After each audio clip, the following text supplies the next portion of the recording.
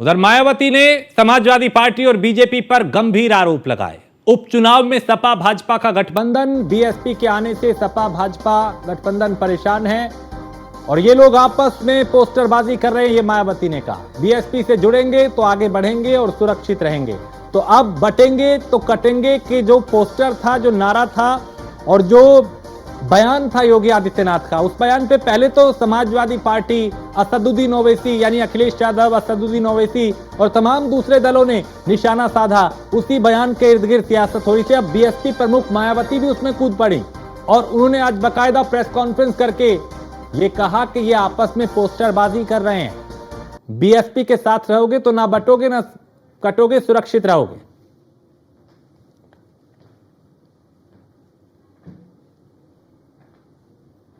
जबकि इनकी हर मामले में रही दोगली सोच व नीतियों को ध्यान में रखकर वास्तव में होना ये चाहिए कि बीएसपी से जुड़ेंगे तो आगे बढ़ेंगे व सुरक्षित भी रहेंगे।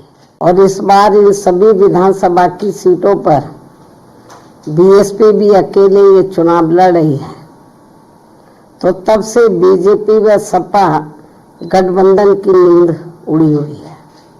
जब से उन्हें मालूम पड़ा कि बीएसपी भी 9 विधानसभा की सीटों पर बाई इलेक्शन लड़ रही है, तो तब से बीजेपी व सपा गठबंधन की नींद उड़ी हुई है, जिससे जनता का ध्यान बांटने के लिए अब बीजेपी बटेंगे तो कटेंगे और सपा एंड कंपनी के लोग क्या कह रहे हैं, जुड़ेंगे तो जीतेंगे। इन नारों को प्रचारित करने व इनकी पोस्टरबाजी आदि भी खूब करने में लगी है। जबकि और इस वक्त फखरुल हसन हमारे साथ इस वक्त समाजवादी पार्टी के वरिष्ठ प्रवक्ता हैं, वरिष्ठ नेता हैं। फखरुल जी, अब तक तो बीजेपी और समाजवादी पार्टी में ही पोस्टर वॉर चल रहा था, बटेंगे और कटेंगे, और आपका दूसरा आया था कि अगर बटेंगे तो फिर सही नहीं होगा, अलग अलग पोस्टर। लेकिन अब मायावती ने भी कटाक्ष किया, ना सिर्फ बीजेपी बल्कि समाजवादी पार्टी को भी घेरा। आपका रिएक्शन इस पे? देखिए, समाजवादी पार्टी की ताकत बड़ी है, पीडीए की ताकत बड़ी है, और उस ताकत से जो भारतीय जनता पार्टी है वो केवल वही परेशान नहीं है जो प्रत्यक्ष अप्रत्यक्ष रूप से भारतीय जनता पार्टी के साथ है, जो अघोषित गठबंधन में भारतीय जनता पार्टी के साथ है, वो दल भी परेशान है। तो वो अपनी घटती हुई ताकत को लेकर जो दल परेशान है, उनके नारे देने से जनता तो कोई फर्क पड़ेगा नहीं, क्योंकि पिछड़ों की, दलितों की, अल्पसंख्यक, किसान और मजदूर की जो लड़ाई है वो समाजवादी पार्टी या आदरणीय अखिलेश यादव जी लड़ रहे हैं। देश में, उत्तर प्रदेश में अगर कहीं दलितों पे अत्याचार हुआ है, पिछड़ों पे अत्याचार हुआ है, अल्पसंख्यकों पे अत्याचार हुआ है, तो उसकी आवाज अगर किसी ने उठाई है तो समाजवादी पार्टी ने उठाई है। और हम इसलिए कि भारतीय जनता पार्टी ने एक नकारात्मक नारा दिया था कि उस नकारात्मक नारे से जनता का ध्यान कैसे हटे और किस तरीके से लोग जुड़े, इसलिए समाजवादी पार्टी का नारा है जो सकारात्मक नारा है कि जुड़ेंगे जीतेंगे, और जुड़ेंगे तो पिछड़ों का अधिकार बचेगा, रोजगार बचेगा। तो हमारा नारा तो सकारात्मक है, हम उस नारे के साथ चल रहे हैं, पीडीए नारे के साथ चल रहे हैं, सबको साथ लेके चलने की बात कर रहे हैं, हम किसी को तोड़ने की और काटने की बात नहीं। लेकिन फखरुल जी, जब से ये नारा योगी आदित्यनाथ ने दिया है, चाहे आप लोग यानी समाजवादी पार्टी हो, एमआईएम, असदुद्दीन ओवैसी, अब मायावती, पूरा विपक्ष जो है उसी ट्रैप में फंस गया। क्या बीजेपी जो चाहती थी आप उसी पिच पे आके खेल रहे हैं, आप फंस गए उस ट्रैप में?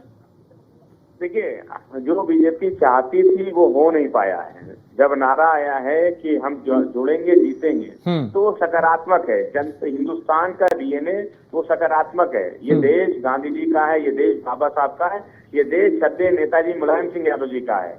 इस देश की जनता वो नकारात्मक कभी नारों के साथ नहीं जुड़ी हुई है। तो हमें ना भारतीय जनता पार्टी के नारों से दिक्कत है, जनता ने पीडीए पे भरोसा किया। जब हमने लोकसभा चुनाव में नारा दिया पीडीए, तो पिछड़े, दलित, अल्पसंख्यक, किसान, मजदूर सबने जुड़ के पूरे देश में पीडीए को मजबूत किया। उत्तर प्रदेश में समाजवादी पार्टी को, इंडिया गठबंधन को मजबूत किया। हमने भाजपा को उत्तर प्रदेश में रोका ही नहीं। देश में कमजोर सरकार बनी, बैसाखी की सरकार बनी, ये बहुमत की सरकार नहीं बनी, ये केवल पीडीए की ताकत है। तो पीडीए की ताकत से परेशान लोग नकारात्मक नारे दे रहे हैं, उस पर जनता पे कोई फर्क पड़ने वाला नहीं। ठीक है, बहुत शुक्रिया फखरुल हसन हमसे बात करने के लिए, न्यूज़ वन इंडिया को वक्त देने के लिए। तो आपने सुना समाजवादी पार्टी के प्रवक्ता जिन्होंने कहा कि भाई हम सकारात्मक नारा दे रहे हैं। बीजेपी का नकारात्मक सोच है और हम सकारात्मक राजनीति कर रहे हैं।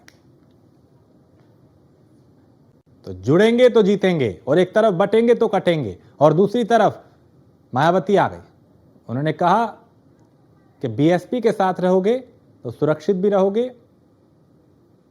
और ना बटोगे ना कटोगे।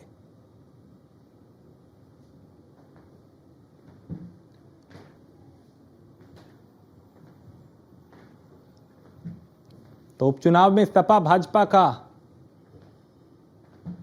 और भाजपा पे मायावती जमकर यहां बरसती हुई नजर आई। उन्होंने कहा कि बीएसपी के आने से गठबंधन परेशान है। और रत्नेश मिश्रा भारतीय जनता पार्टी के नेता हमारे साथ। रत्नेश, अब तक चूंकि समाजवादी पार्टी बटेंगे तो कटेंगे के बयान पे काउंटर कर रही थी, लेकिन अभी मायावती भी मैदान में आ गई। उन्होंने कहा कि ये दोनों पार्टियां पोस्टरबाजी कर रही हैं, आप बीएसपी के साथ रहोगे तो सुरक्षित रहोगे। आपका रिएक्शन? देखिए राजेश जी, आपको न्यूज इंडिया के सभी दर्शकों को मेरा नमस्कार। राजेश जी, लोकतांत्रिक प्रक्रिया वाला देश है। यहाँ पर प्रत्येक राजनीतिक दल और उसके नेताओं को अपनी अपनी बातें कहने का अधिकार है, लेकिन क्या समाजवादी पार्टी और बहुजन समाज पार्टी बहुसंख्यक मतदाताओं के हितों का समर्थन कर पाने में सक्षम है वर्तमान समय में, अथवा नहीं, ये भी प्रदेश की जनता देखती है। मायावती जी का जो राजनीतिक रसूख था, जो राजनीतिक जमीन थी, उत्तर प्रदेश में समाप्त हो चुकी है। वो लोकसभा में भी शून्य है, विधानसभा में भी शून्य है। तो वो थोड़ा सा अपनी जमीन तलाशने के लिए इस प्रकार की बातें कर रही है। लेकिन प्रदेश की जनता पूज्यमान योगी आदित्यनाथ के साथ है, भारतीय जनता पार्टी के साथ है, और उपचुनाव में वो हमें सभी सीटों पर चुनाव जिताकर इस बात को पूर्णता सिद्ध करेंगे। ठीक है, बहुत शुक्रिया रत्नेश हमसे बात करने के लिए। तो रत्नेश मिश्रा बीजेपी के नेता, उनको आपने सुना, उन्होंने कहा कि जनता हमारे साथ रहेगी। लेकिन इस बयान ने उत्तर प्रदेश की राजनीति के जो मायने हैं उसको बदल के रख दिया है। और उत्तर प्रदेश की राजनीति के केंद्र में इस वक्त यही बयान है, बटेंगे तो कटेंगे, और उसी पे काउंटर किया जा रहा है। कोई सोशल मीडिया एक्स पे पोस्ट कर रहा है, कोई प्रेस कॉन्फ्रेंस कर रहा है, और कोई बयान के बाण के जरिए साधने की कोशिश कर रहा है, निशाना साध रहा है।